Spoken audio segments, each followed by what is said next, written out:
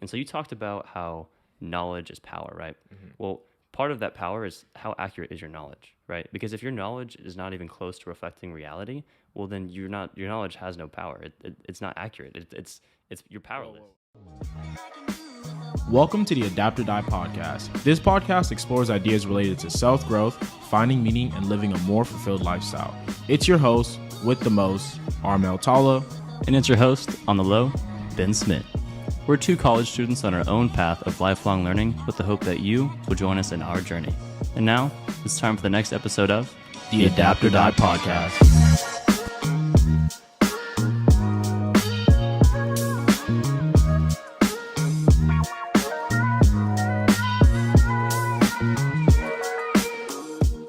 Welcome back to another episode of the AOD podcast. It's your host. I don't know why I'm going with the whole intro. Yeah, but important news today. I just was got into it. Important news today, though. First, we'll begin with how Ben's day started. How's your day so far? It's been pretty good. It's been a very calm day. Honestly, I just woke up, ate some breakfast, and now I'm here. That's my whole day. Me and Ben actually got time to hang out more than the one time a day, the one time a week. Yeah, the one time a week. So it was nice. We got food, got ice cream, got a little dysfunctional, but got a little dysfunctional. But you know what's crazy? After we got ice cream, me and my roommate we made brownies. That's tough. We went crazy on this tray of brownies. Did you save me some? What's up? Did you save me some? We actually have some if you want some. Oh, look, hey, I thought I was gonna put him on the spot. Ben was like, nah, you can't. I'm a good friend, okay. I knew. But for the important news today, though, number one, I think we should tell people how we want to rebrand the podcast. Yeah. Not too much has changed, really. It's just a different wording. Literally, that's really it. So usually we say this podcast was built on the foundation of self-growth, which is still very much true. there. Yeah. Nothing's really changed in terms of how we're doing content. But I feel like I wanted to get away from self-growth because every time I said it, it does sound a little corny. Yeah, it was like the self-growth. It's like, okay, we it's get it. Stop trying so hard, bro. Yeah, can you sit down? What are you growing for? You ain't gonna grow any taller. You know what I'm saying? So it's like, damn, you ain't had to say that, but okay. But so I was like, fine. So, me and Ben, we both like to think we're some scholars. We both like learning, right? I hope so. We like exploring. But so really, we're changing the identity from being a podcast built on the foundation of self-growth to being built on the foundation of lifelong learning. Because I think self-growth is just a subset of lifelong learning. And just for people that may not understand discrete math, because that is an interesting idea. I'm just thinking about the class I'm taking next semester. I want to cry. Just it being a subset, meaning that lifelong learning is it's the bigger idea, and self-growth is one of the ideas within it. The reason why we want to change this kind of identity is because we want to explore some more philosophical things. Not that can be directly applicable, because that's what we've really been focusing on, that aspect. Right. But I know Ben has some things he wants to explore. We might go over string theory or some other stuff. We'll see. Some mind-boggling things. So just a quick little notice. What was the second important thing I had to say? I think us moving in together next year. That's going to be exciting. That means exciting. Probably just I feel like the content will be a lot more thought out, just because we're always going to be next to each other to think and talk about it. So I think that's something to look forward to. Maybe summertime too as well. So we'll see. Might even produce more content. Who knows? Just just on a Friday, we're just you just trying to hop on a podcast right now? Just drop a gem real quick? Just drop a gem? Just some random. Maybe we might do an off the dome where we just rant about dome stuff. it. Who knows? Who knows where the future is going to take us? But enough with all the talking. What's today about? Guys, today we're doing our part 2 on the book Art of Impossible. And we're talking about practical methods for learning. I know we've already done 3. We've already done 2 episodes on learning, deep work, and then we did it over the book How to Make It Stick. And I think this is a different approach. Yeah, this is another different approach. Yeah. Yeah, but if you take all these ideas though, I think you gonna know a lot. You know how to learn. That's effective. For sure. I think the other ones dealt with more how do you effectively learn something, right? Yeah, I mean, I feel like deep work was more of how do you just sit down and concentrate and focus on what you're doing, and then make it stick was more of all right, what are the actual tactics to learn? And this is more of a broad idea of all right, what should I be learning? What are some ways to learn things that aren't so academic, I guess, or so, so rigid. It's more of like self-learning, like very much like self-oriented. Like, what do I want to learn about? Yeah, that's perfectly way to describe. This is a guide talking about a guide for self-learning. But enough of the talking. Let's jump right in. Why learn, and why are we? This book also talks about like, why are we switching our identity to lifelong learning? He kind of drops an explanation about why lifelong learning is important. Yeah. And he says, Steven Kotler, he says, lifelong learning keeps the brain sharp, both preventing cognitive decline, training up memory. It also boosts confidence, communication skills, career opportunities. These improvements are reasons psychologists consider lifelong learning foundational to satisfaction and well-being. So if you're listening to this podcast, you're already on the right step. If you start reading these books, you're taking another step. And if you come and talk to us sometimes, I'm just kidding. That's like the third level. That's level. like next level. But why learn? I mean, if you want to achieve anything, like the idea that like knowledge is power is probably one of the realest things in my opinion. Like it sounds corny, but sayings are corny because they're so true. They're so like true, and they're so obvious that you're just like, why do we have to even have it in the saying? They're worth repeating. They're worth repeating. And so like really having an in-depth knowledge, like if you want to be really good at something, you need to understand and like almost be an expert at that, right? So you can't just learn the surface level. You can't just take an intro class to economics and be like, you know what, I can go invest. You can't take an intro class to finance and be like, you know what, I'm the next Warren Buffett. Like it's easy. So you need to have this idea that to learn something really is not, you can't learn it. I guess the way I'm trying to phrase it is like, once you start learning, this is something he says, once you start learning about something, you realize how much you don't know about that something. Yes, and even when you continuously keep learning about it, you're like, wow, there's so much more to know. So that's why lifelong learning is really something that you should adopt, because like if you really want to become really good at something, you'll realize that you can never become the best or perfect at it, but you can continuously you can always get better. And like obviously people like Warren Buffett, Bill Gates, they're exceptional people when it comes to reading. That's one of the big reasons why I started reading. I was like, all these successful people just love to read, then that has to be like the one commonality. There's got to be something there, right? There has to be. But quickly though, when you want to learn, you need the right mindset to approach learning. Because if you have the wrong mindset, like we've already talked about this, there's a difference between a growth and a fixed mindset. When you have a fixed mindset, that makes it very hard for you to learn. Your brain automatically goes like, you know, why do we even need to learn this? Like, what's the whole point? Like, I mean, you're just like, I'm good. Yeah, it's like literally like I'm good. But when you have a growth mindset, this actually opens up your brain to actually want to absorb and kind of store that information you're learning. It's like, it's really weird how like the way you perceive the world changes how your brain functions. So it I guess it kind of really opens up like that door to being like, okay, brain, like let's start learning this. Let's be excited about learning it. And it allows you to take in more information a lot easier. And I mean, like, anything else you want to add on growth mindset though? I mean, we had a whole episode on it, and I think we're gonna hit it more later actually. So I think just knowing that you can improve and that affects how you will improve, that's the key idea there. But another thing that I want to talk about actually, or I went on real quick, is truth filters. And so you talked about how knowledge is power, right? Mm-hmm. Well, part of that power is how accurate is your knowledge, right? Because if your knowledge is not even close to reflecting reality, well, then your knowledge has no power. It's not accurate. You're powerless. Whoa, I need you to repeat that. That was a little profound for me. I need you to repeat that. Whoa, slow down. Say that Hold again. on. Let me. Sometimes I get caught in my own words. I'm not sure what I said, but let's see. What did I say? If your knowledge is inaccurate, then your knowledge is powerless. Okay. Hey, so someone write that down. Quote that man. I have, I have some inner Amelicus Melius coming out of me today.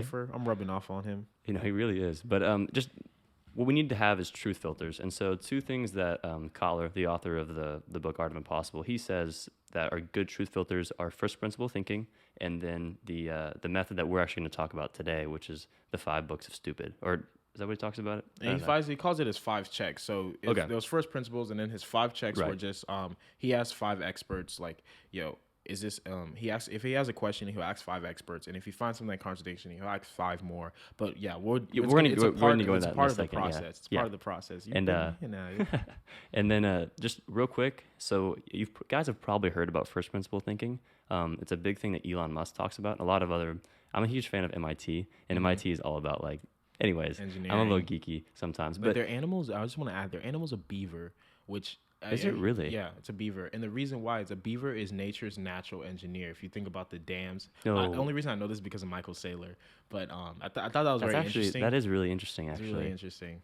But yeah, what is first principle thinking? Just real quick, first principle thinking is thinking from the foundations of something. So the example that Kotler went over in the book was just that Elon, when he was trying to build SpaceX, he saw that the industry was very inefficient in how they priced their rockets, and that he saw that the materials cost in sum about 1/10 of the actual cost. And then he went and actually just built the rocket for 1/10 of the actual cost, because he was like, yeah, you guys are wrong. Like, this is actually not as much as you think it is. And then he did it, and that's first principle thinking. As an example, if you want to learn more, go to YouTube. We'll check it out more later. Even on YouTube, I think we're going to do an episode on first principle thinking, because even YouTube I don't think it does a service to really explain what it is. Absolutely. We'll go in depth and figure it out. But first principle thinking is an amazing way to think, and definitely look more into it, but we'll have an episode out. But so when it comes to learning, right?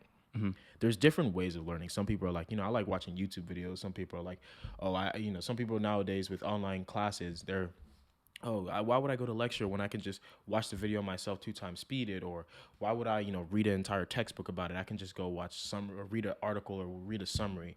But Steven Kotler talks about the different, I guess, value, the return on investment you get on reading. Right. Can you elaborate on that for us? Yeah, he goes over a few different things. He talks about blogs, articles, and books in particular. And this is so enlightening, because he's a journalist. So he's been writing for his entire life. He's written blogs, articles, and books himself. So he knows about this very well. And so what he talks about is that you get so much more value out of reading a book than you do out of a blog, because the density of information and the concentration of effort and energy and knowledge just per word, or like per unit time of reading, is so much greater. And I know you wanted to hit this. Can you give us an idea of like how much more effort is put into a book compared to a blog or an article? So in a blog, right, he gives us like actually straight numbers, making a little bit of assumptions, but it's a pretty relative, pretty general assumption to make. So he says a blog, right, it takes you about 3 minutes to read. Somewhat, yeah. Yeah, but for him, he says it takes about 3 days. And for you, writing blogs, because Ben writes blogs for our podcast, if you haven't already checked I just started, out, but yeah. Pretty well-written blogs, great writer. But how much effort does it take you to write a blog over one A blog, roughly about 2 or 3 days of effort. Mm-hmm. And so that lines up with what Steven says. So in 3 minutes, you get 3 days of effort, right? In 20 minutes of read, and then now we'll talk about articles. Articles, yeah. Jump to an article now, different form, right? And articles are just more longer, fleshed out. Those are what you see in magazines, and he was saying it takes about 4 months of effort of him researching, reading, asking, interviewing people, and it takes you about 20 minutes to read those articles, right? And some of those are the articles that we hate reading when we're assigned to them in some classes. Yeah. So you guys know what I mean. It 20 minutes. Right. Now a book.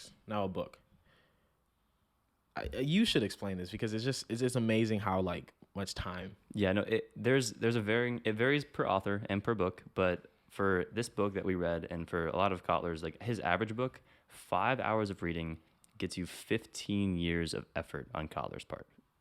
Just think about that, 15 years.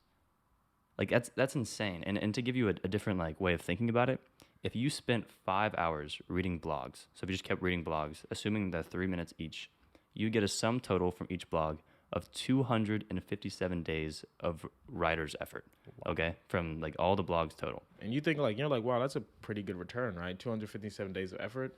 And Steven Kotler, if you read his book, The Rise of Superman, spending 5 hours would get you 5,475 days of effort. And all of that is just to say that the information that you're getting in a book, not only is it more dense, the effort there is higher accuracy. When we talk about knowledge, has to be accurate for it to be powerful, right? So you need this accurate knowledge, and this is the highest form, I guess, or the best knowledge that you can get. And to add on how well that information is, the accuracy of it, these people get put writers, they get put through so much editing and so much research. And with Steven, he explains he asks, if he finds one contradiction when he's asked 5 different experts about something, he will ask five more. So for a blog, like when you're writing a blog, if it's like, if you don't know it, you're more likely just going to leave it out, or you're going to do a little bit, couple more hours, but it's not like. I can tell you firsthand from writing the blogs, if there's something that I really don't know, I'm just like, I'll just not talk about that and just leave it at that. You know what I mean? Like, but when you're writing a book, you're like, I need to talk about this. So he'll go find it and make it a point to talk about those things that no one wants to talk about, and which is where you get the best knowledge from. And to put it in perspective, let me do my little math brain here. I think that's about what? So 257 days times that by 4. So you're looking at about, what, 20x, 22x in terms of what you get? Yeah, I mean. Of effort. So saying 5 hours of reading blogs, 257 days of effort. And then 5 hours of reading a book, 5,475. That's about 22x.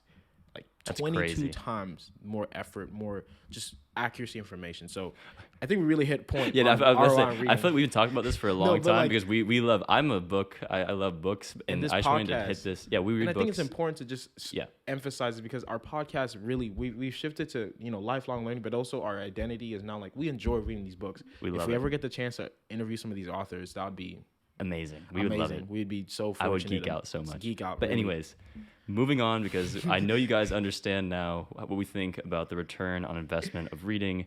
But really Mel, and I wasn't even a reader in high school, so no. What is our 5 checklist for learning almost anything? So I like how he talks. It's like 5 not so easy, because like when people hear like, oh, give me the 5 steps, it's always like easy. I really like how he did express like these are not so easy. Like if you want to learn something, like it takes time. And I think you put this, I saw one of the clips on the TikTok. Make sure y'all follow AOD Media. A clip that kind of blew up was like the amount of effort you put into learning, like how well you know something is based on the amount of effort, right? Yeah. And so these 5 steps are not going to be just, oh, you can do these in like a couple months. Like it may take some time. This takes work. But this is you learning something to get better to achieve a goal that's a lot bigger or greater that you've always want to achieve. So let's get right to it. Number 1, the 5 calls it the 5 books of stupid. So when you first when you're first in the field, it's kind of difficult to truly understand and be able to talk to someone about it. And I know this from experience of trying to get into the world of finance and stuff. Like there's a lot of jargon. There's a lot of stuff you have to know, background knowledge. So he recommends to start off with 5 books to build your foundation. And so there's specific books you should read, because if you just jump in and read any type, like you might be put off, right? So number 1, the first book he recommends is get a popular best-selling book. Like just literally Google the topic. If you wanted to learn about investing, just type top investing books out there, right? The number 1, you look through a couple lists, find the number 1, and you should read that, because that's going to be good introduction, pretty simple. Number 2, popular book, but more technical. So this one's a little bit more difficult, but still pretty popular. 3, for your first semi-technical. So where now this is a bit harder for you to flip through. You're like, oh, okay, like it's a bit, a lot more jargon in there, but first semi-technical. Number 4, this is really where we're talking like close to a textbook, but not a textbook. If you want to go read a textbook, cool. Effort, it's up to you. But this is more of a lot more technical book that would have put you off if you first like started off in the book. And then number 5, this book should be focused on the future. It's not necessarily the hardest to understand or read, but it's a little bit difficult to comprehend just because you're trying to look out in the future and predict. One thing before you go on, so you kind of started with the bestseller, right? And then they get progressively harder. Why would we order it like that? Like, why shouldn't I just jump into the hardest one? That's a great question. And it's because he talks a lot about dopamine in this book, right? And he talks about how you want to take how dopamine works in terms of like how it gives you, kind of dopamine's like a reward. When you do something, dopamine will reward you to say, hey, do that action again, right? So if you start with a very difficult book, you're going to be put off by it. You're going to be like, oh, like, dude, I don't even understand any of these words. Like, dude, like, oh my, like, in it. So you're not going to get release of dopamine from reading that book and learning about that topic. So therefore, it's going to make it harder for you to want to continuously keep pursuing and researching that topic. So that's why it's really important to start lighter. And that's why in anything they tell you, like, start easy, get yourself into the groove of it, and then you'll fall into it. And one big thing he says is, like, when you're reading these 5 books, you're reading it for the foundation. So it's okay if you don't, like, fully understand everything that you're reading at first. Just get through the book.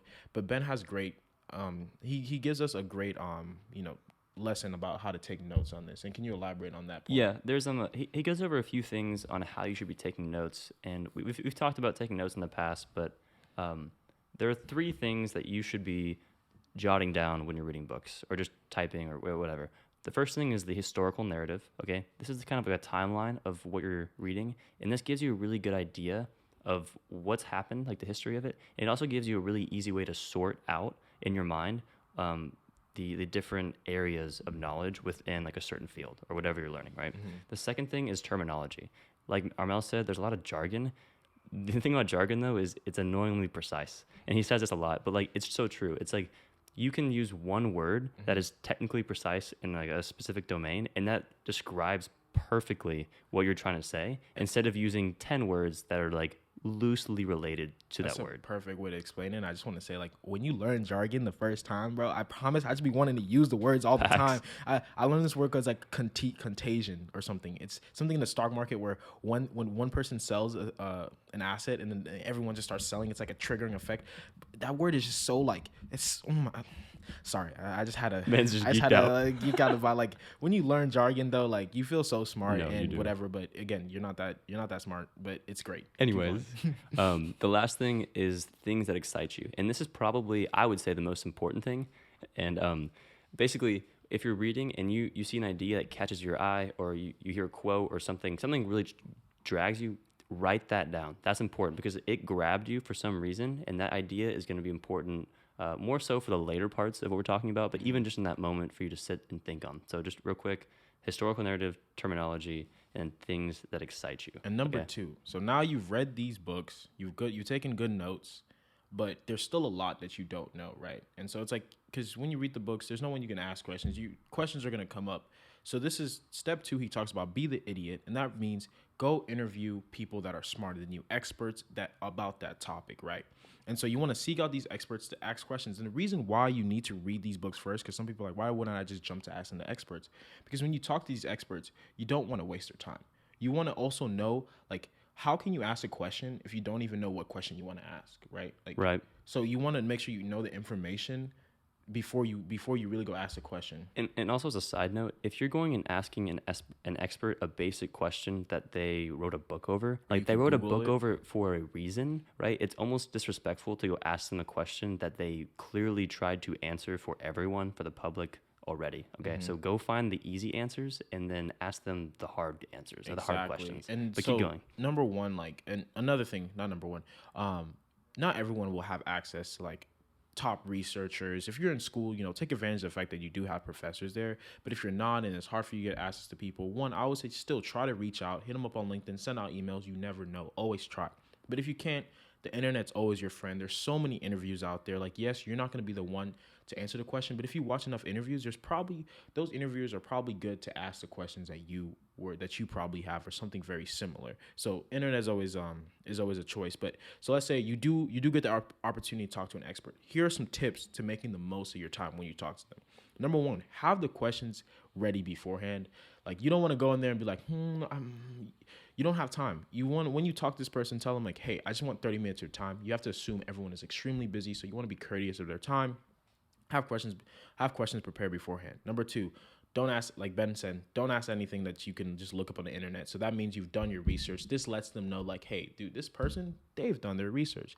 They actually want to know. And this will make them feel more inclined to want to talk to you. Also, as a side note, you're actually wasting your time if you can look it up online, because you're answering a question that you can already find out, but the expert can answer questions that you can't find out. So use them to find the hardest questions to answer, because that's the best use of your time too. And remember, time is the most valuable commodity. Number three, last one. The first question, you should show that you have domain knowledge. And I think generally this goes with like every question. So if you can reference one of their works, being like, hey, so in the book or in your article, blah, blah, blah, blah, blah, in your research paper, blah, blah, blah, blah, blah, you mentioned this, and then you ask the question, right? So this, again, lets them know, like, this shows respect. Like, yo, this person actually read my work. Like, they actually care. And you said this should be the first question? Yeah, first question. Okay. And then the first question, because it lets them know, like, oh, this person, has actually read my work, whatever. But you can also incorporate this in multiple questions all across the interview.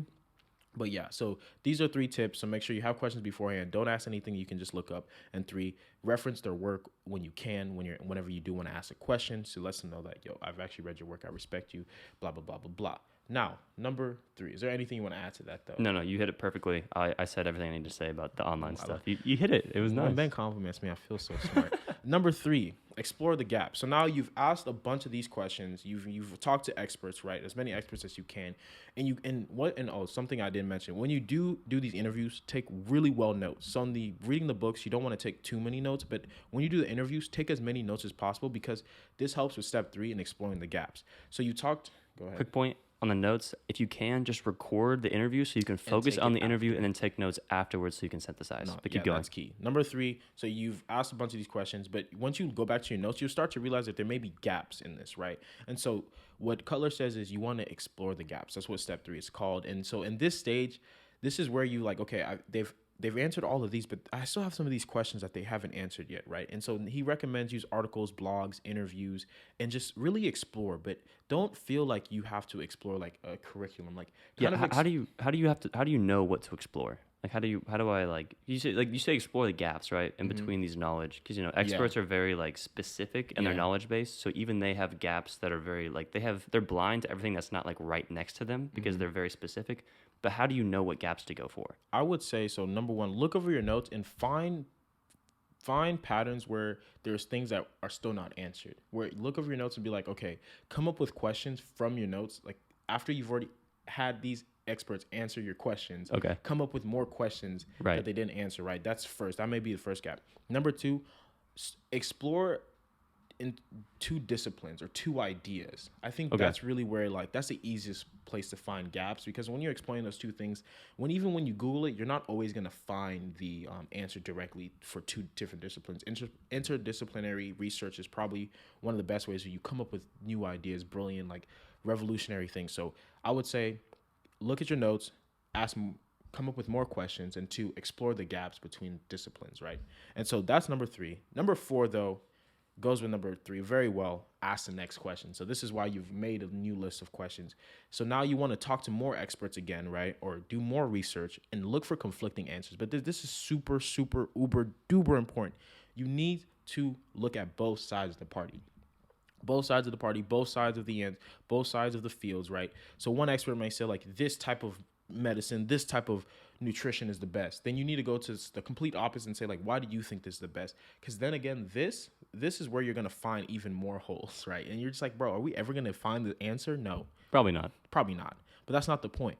The point for you is to explore, because when you're exploring these different gaps and you're asking the next question, so if you're able to ask experts like the new question that you have, then like you'll start to notice like, this actually makes a lot of sense with this. This makes a lot of sense. You'll start to make these connections by asking the questions, right? And so number 5. Hold on, one thing I want to say on the number 4. Yeah, go ahead. He said something in the book that was really profound to me, and he said, if my perspective hasn't been completely changed, such that I think the entirety of my knowledge base, pretty much of that what you just learned, is wrong, then you haven't done that step right. So you need to find something that completely flips your world. Maybe not every time, but that's a really good indicator that you've completed step 4. But anyways, keep going. I would say, and I maybe not completely flip your world, I would definitely say like super, like it something changed pretty drastically. It contradicts a very important point that you had at first. That doesn't mean that it's incorrect, but it means like that gives you a sign that that's something you should explore further and try to find your answer to it. And number 5, what's our last step? Is find the narrative, right? But so before we talk about finding narrative, I want you, what's your definition? What do you think, like, how would you define a narrative? Yeah, I mean, a narrative is I think of a narrative as a story, basically, but it's kind of in terms of how we think about a narrative in society, it's more of a point of view or an idea on how something came to be in existence. So like a narrative, you can kind of like think of a narrative as like, like the idea that winners always write history. Yeah. That's winners wrote their narrative of history, right? But there's also a different idea or a different point of view, that being a different narrative, right? And that story has a different frame, if that makes sense. That's my idea of a narrative. And that is one side of the eye of a narrative.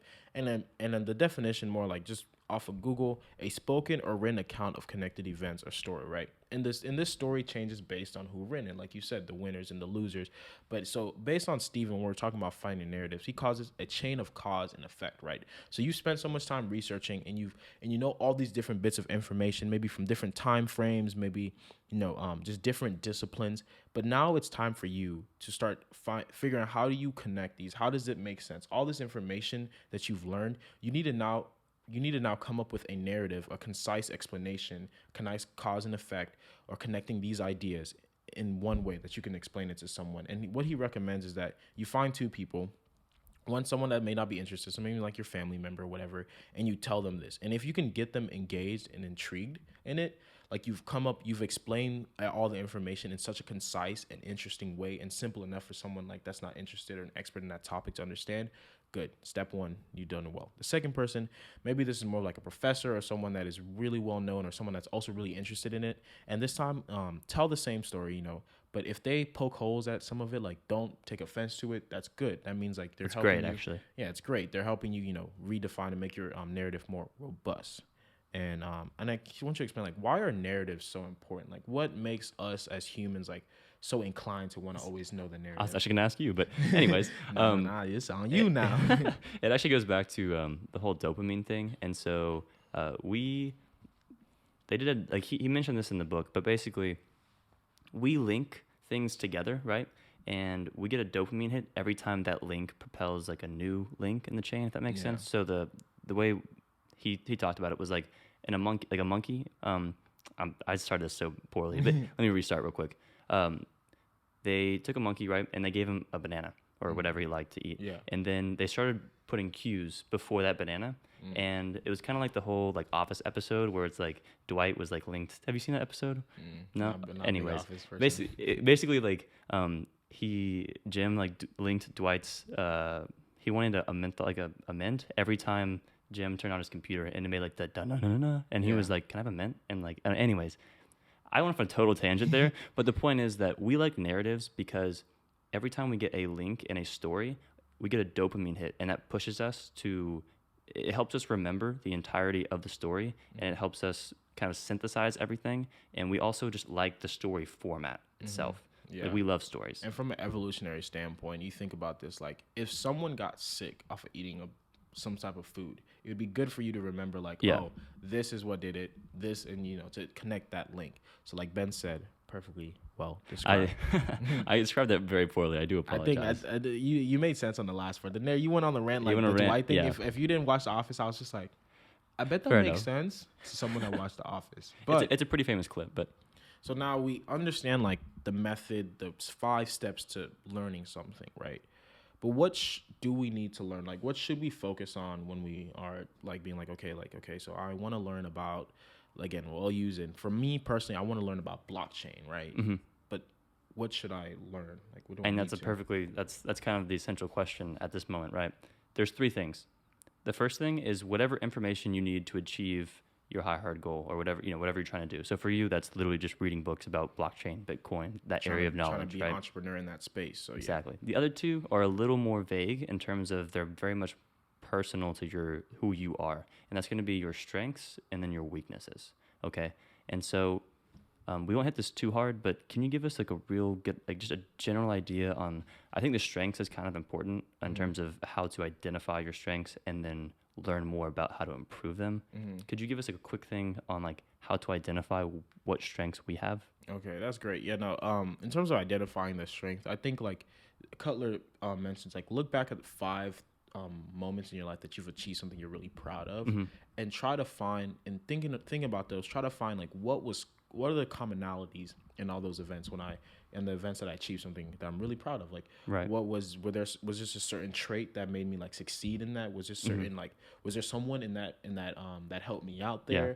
Was there something specific that really sparked my interest, or was there something that really got me motivated to really just work hard and do it? So I would think about those. Think about 5 things you're really proud of, and try to figure out the commonalities there. And sometimes talking to your parents, talking to your friends, try to talk to as many people to get an idea of what your strength is. Just because a little bias is going to be when you talk to different people, especially close to you. And maybe even like someone in your class that's like, yo, dude, you're a really good speaker, and when we did a group presentation. So that's a nice way to, find your strengths. I don't want to spend too much time on it, because I do want to ask, I do want to talk about though. Yeah, no, I know this is something that's like very critical. We often talk about IQ as being very important, doing well in school, whatever, but we often kind of look over EQ. Like, why is EQ like important? And or let's roll back. What is EQ, and then why is it important? Yeah, so to number one say, like, EQ is emotional intelligence, and the great quote that you had on this was, IQ gets you hired, but EQ gets you promoted. And EQ can be defined as EQ is a catch-all term used to describe our ability to accurately perceive, express, appraise, understand, and regulate emotions in ourselves and others. So, again, this is really important because no matter how smart you are, and especially as engineers, this is something like, me and Ben are learning, and like I'm figuring out is, you could be the smartest person in the world, but if you don't know how to interact with people, everything in this world is based on how you work with someone. Cooperation, communication, it's all based on how you work with someone. So if you don't have a good emotional intelligence, you don't know how to control your emotions, you don't know how to read the room, you don't know how to, accurately talk to someone in the right situations and everything, like, it doesn't matter. They're not going to like you. And especially if you're talking to someone of power, like, they're going to be like, why would I give this kid a job? I don't care how smart he is. Like, he doesn't understand our culture. He doesn't work well with anybody. And so this is really important. But there's 4 areas of EQ, and this maybe seems pretty obvious to people. There's self-awareness and self-management. So that deals with more yourself, obviously, right? And then the last 2 is social awareness and relationship management. And relationship management has a lot to do with interpersonal communication skills, right? Because really in a relationship, like, how are you going to know how we're doing if we're not communicating, right?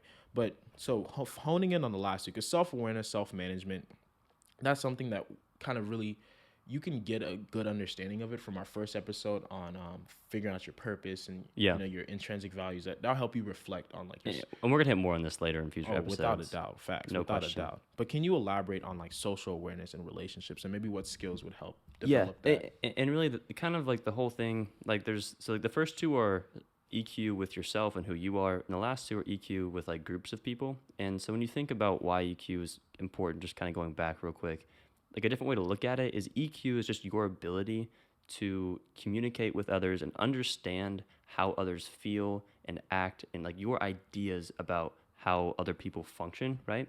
And so your chief goal and why EQ is important is because if you can't communicate and effectively interact with others, your ideas on what you want to do in the world can never be transferred to other people, because they don't like you or they don't understand what you're saying, and then you can't be effective. You literally are just, you can't do anything, right? Yeah. Which is why you need to develop this EQ. But going from there, there's 2 very critical skills that you need to focus on, and that is active listening and empathy.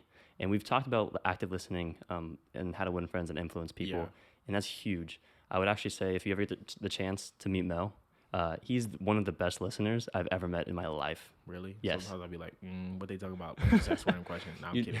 No, he really is. And just, it's so important to just, I think, I was talking to Andrew about this. One of the things that Mark Cuban does is he makes it a goal in every conversation to listen more than he talks. Okay. And that's a really good goal, I think, to listen more than you're speaking, because you can understand so much about someone else. And active listening isn't just like hearing them, it's listening to what they're saying, synthesizing what they're saying, comprehending, and then asking them even more questions, going deeper and trying to going into that. Communication is useless without comprehension. Exactly. And so just some quick, like easy go-to applications for how to improve your active listening and your empathy skills are going to be pause before speaking, acting, or reacting, be clear on your motives, be accountable for your flaws, monitor and overwrite negative self-talk, and widen your emotional vocabulary. And so, that's quickly. We're going to hit more on EQ in future episodes. The last thing I want to hit on for this episode is the importance of match quality. So in these 2 episodes, we talked a lot about finding your massive transformative purpose and your goals and executing and being successful, whatever that means to you, right? But it's really important that you take an exploratory period to really find out what that is, okay? And it seems counterintuitive. It seems like, oh no, like I'm going to lose, 6 months, a year, 2 years, 5 years even on trying to find what I want to do. And I'm not actually doing anything towards like a specific goal. Yeah. What they actually found though, is that people who take a longer exploratory period because they took the time to find what they really want to do, their motivation and their clarity allows them to focus and produce more about 5 to 7 years after, and they get so much farther ahead of everyone else by the time they're 28 or 30 that it's not even comparable. Okay, so finding this exploratory period is really important, so that way either A, you don't burn out, or B, you can actually produce far more over the course of your life than you would have otherwise if you just jump in and don't explore anything. And I want to quickly add, like the burnout part, like, what is it called? Decision fatigue. If you, figure out what you really want to do and it matches with, your intrinsic motivators, then like, obviously you're going to reduce the burnout less. You know exactly what you want to do each and every single day. And the thing is, like, once you get out of college, a lot of people, they deal with depression because it's like, yo, what do we do after life? Like, what is that? So it's super important to have this, find the right match quality. And number two, I want to say that, I'm a big person on the idea, like, I'm like, yo. Like, it's BS if you are like, I don't know what I want to do in the future, like, but I said that it's BS because you don't want to give people the idea that it's okay to never think about that. Right. But to be, constantly aware that you should be like being mindful and kind of wanting to figure out each and every single day, like, this is what the match quality is. It's not necessarily you have to have it figured out as soon as possible, like as soon as you step onto campus. Because that's a big question for people in college.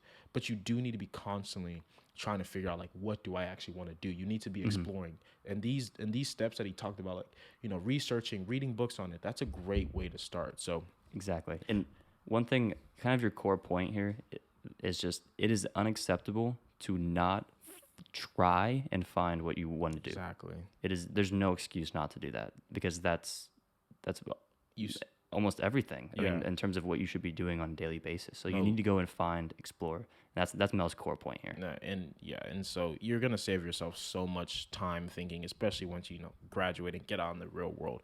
But so we talked about so much. We talked about so much. We've reached over our time for sure. Yeah, not even. We're so far over. I think it's good to give a recap of everything. Well, before that, actually, we'll do the recap first, and then we'll wait till my favorite part of the episode. It's always a recap. And you're right. You are right. You're right, man. Come on. Just a quick recap. So we talked about why learning is important. So learning, you need accurate information to be powerful or to execute your ideas. So it's important to learn and have a growth mindset and have truth filters that give you accurate information. For learning almost anything, we have our 5 steps, right? Our 5 not so easy steps, because you need to put effort into these, right? These are very important. The first one is the 5 books of stupid. So reading 5 books, taking not detailed notes, just notes over historical, narrative, terminology, things that interest you. And then we have be the idiot. So go seek out experts and interview them. The third thing is explore the gaps. So follow what you think is important and find the gaps in between the knowledge. Fourth is ask questions. You should be flipping your point of view, or at least getting there. And then finally, find the narrative, explain it to others. And once you're done with that, then you've kind of explore that idea. Remember that you're not an expert at that point. You're still a yellow belt. So still novice. You're still novice. And then you should be focusing on things that help you through your goal. Sorry, this is very long. It's a long episode, guys. Long episode. Great information. That are your strengths or your weaknesses. And then make sure you're not neglecting EQ, because that is kind of the vehicle that still gets you anywhere you want to go in life. You need EQ for every aspect of your entire life. And then lastly, make sure you're exploring and finding that perfect match quality, because that provides you the most benefit long term. That was a lot. Yeah, Mel, he sounds exhausted. Hold on, before we do that, I do want to add one to really stress, just because this is foundation to our podcast. Read books. The ROI on reading is insane. Yeah. Go back to that section and here we talk again. Like, it's super insane. You should try to read books. Number 2, lifelong learning. But Ben's favorite part, and this quote encompasses everything we talked about today perfectly, and everything about what this podcast is, because we talk a lot about, we read a lot of these books, but we try to put this information in a way that people will understand. And so, a quote from our Melicus Milius: knowledge is potential power. Napoleon Hill. I need to repeat that, because that's so powerful. It's so powerful. Because we've heard knowledge is power, but this is even more detailed to explain that knowledge is potential power. Napoleon Hill. Can you elaborate on that, please? Because you picked this, and I think it's like absolutely amazing. All I have to say about this is knowledge without action is useless. Okay, That's all you need to know. Like Concise. knowledge without action is useless. And that's if you just keep it in your head, then you might as well just. I've never learned it. Yeah, you might as well just sit at home and do nothing anyways, because you're not doing anything. You're just learning, but not using it. Yeah. So, I nothing Say it else one more I have to time. add Yeah. to that. Oh, one more time. Knowledge is potential power from Napoleon Hill. Again, thank you guys so much for listening to this episode of the Adapt or Die podcast. This is honestly probably this is a really good episode in terms of representing like what this podcast is about. And I think the book, Steve, we're going to talk about, we might reference this book a lot throughout. We probably will. Because it's such an amazing book. It's great. If you haven't already, this is the last episode we're going to record on it. There's different parts to it, but The Art of Impossible by Steven Kotler, amazing book. Definitely check it out. If somehow, Steven, you get to see this, we would love to interview you. We would love it. We live in Austin, so I know you probably know Tim Ferriss. He lives in Austin too. Does he really? He lives in Austin. Bro. Yeah. You didn't know that? Even Lex lives in Austin. Yeah. And Joe. Yeah. As if I know them. Lex Friedman and Joe Rogan. Not that I... Austin is popping, It y'all. is popping. Austin is going to be it. So make sure y'all come and check out Austin. But thanks for listening. Links below to our different Spotify. Subscribe to the YouTube channel. Like, share this with your parents. Share this with your mom, because we give information that everybody can use, man. Everybody. Everyone. Got to be a lifelong learner. Check out the clothing brand. Make sure you read the podcast to get yourself someone you can always reference. Like, make sure you read the blogs. Read the blog. Listen to the podcast. Listen to the podcast. Clothing brand. Until next time, y'all. Peace, love, and positivity. It's been an honor. Deuce.